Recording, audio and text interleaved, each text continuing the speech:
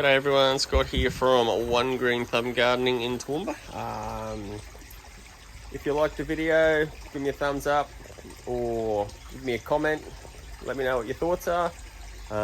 Today I just wanted to show you a quick video on how I keep my fish tanks nice and clean.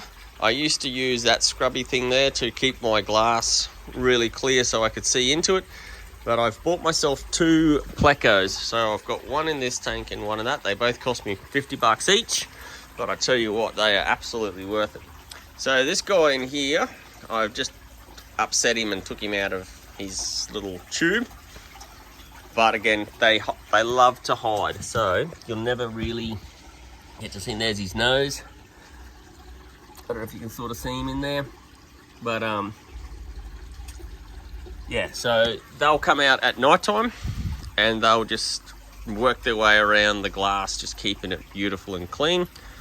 And then for my tank, I also, for the water, I just run it through a series of, I got two of these big suckers with different medias in there. And then I've got a surface filter and a sub, what is it, a bottom dwellings filter. So there's two filters in there. That one, they push the water into that guy, and then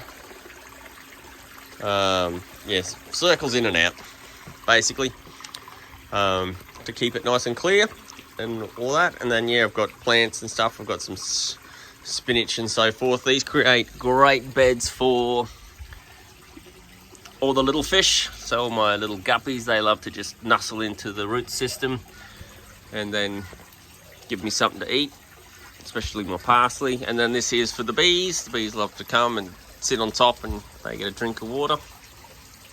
Yeah, anyway, that's my fish setup. Thanks for watching. Any comments, queries, love to hear from you. And have a beautiful day. See ya.